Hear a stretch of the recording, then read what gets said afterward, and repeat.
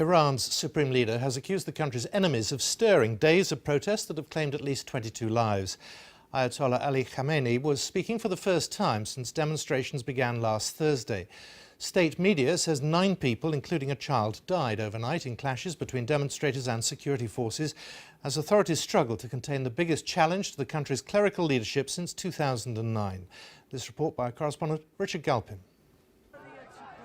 The protests and the authorities' response to them are becoming increasingly violent.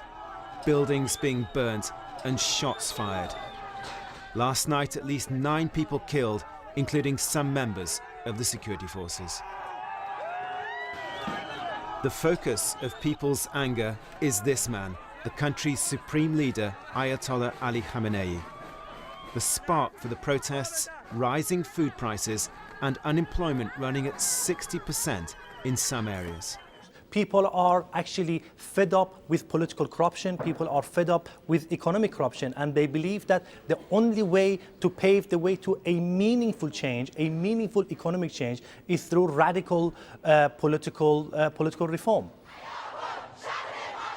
One response of the authorities has been to hold big counter-demonstrations like this in many parts of the country. But the government's strategy also includes restricting access to the internet and placing the blame for what's happening on its enemies abroad. Today, Iran's supreme leader, Ayatollah Ali Khamenei, spoke for the first time about the crisis since it began last week. Following recent events, the enemies have united and are using all their means, money, weapons, policies and security services to create problems for the Islamic Republic. The statement is a clear sign that this widespread unrest is rattling the clerics who've ruled the country for decades. This morning, the British Foreign Secretary Boris Johnson called for meaningful debate about what he said were legitimate and important issues the protesters were raising, and said the government was looking to the Iranian authorities to permit this. But with the protests and violence continuing, that seems unlikely. Already, more than 400 people have been arrested. Richard Galpin, BBC News. Well, with me now is BBC Persian Services Jaya Gol, and what seems different is the number of towns that are involved all around the country and the nature of the protests. What's the latest? Well, in the past 24 hours, what we are hearing from the contacts on the ground, the footage we are receiving through social media and on the platforms on social media, what you are seeing, in the past 24 hours, we had around 14 towns and cities. Small town like Dehloran in the border with Iraq, all the way to capital city of Tehran.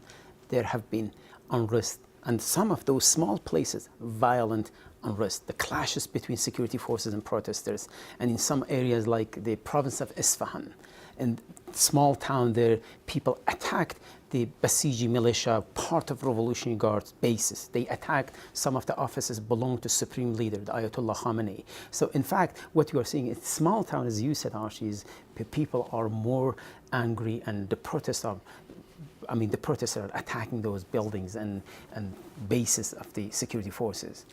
You talk about anger. The regime is blaming foreign interests for making this spiral as it has done. Do the tweets that we read from Donald Trump, which are in themselves quite angry, does that play into the regime's hand to some extent? Most definitely, because, well, this is a typical accusation against those people who are out of favor by the regime in the past 4 decades.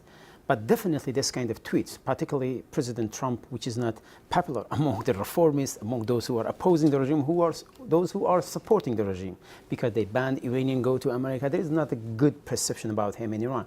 But this kind of tweets definitely plays in the hand of the regime and the leaders of the Iranian regime to say, listen, this is a foreign agenda behind this. This protest is not about demanding actually freedom or improving the life of people. This is some foreign power they're trying to stir up the situation and creating more problem for the regime. Looking at what happens next, the fear must be that at some point the patience runs out in the regime and they will act. So far, the protests are in small towns. It hasn't reached the major city, which is artery for the regime, like Tehran, like Tabriz, like Isfahan and other places. And obviously, it seems the security forces, they don't feel they should deal with it with heavy-handed, like 2009. So the Revolutionary Guard, which has all the tools, they have trained and have organizational in place to deal with this kind of protest. They haven't entered the game so far, and even they warn, if need be, they can finish it once for all. But if they attack people, what we are seeing is so far, more than 20 people have been killed in the past 6 days. It could add to the tension and create more chaos in the country.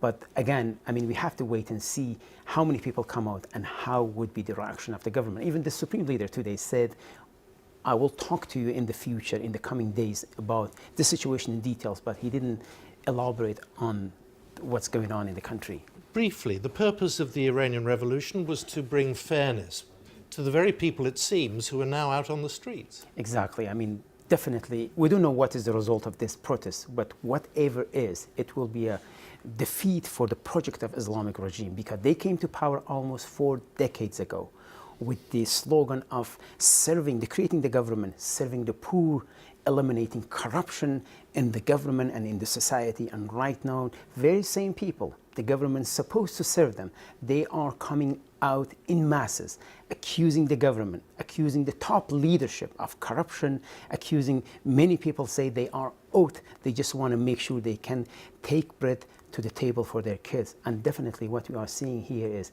completely the failing of that slogan and failing of those promises 40 years ago.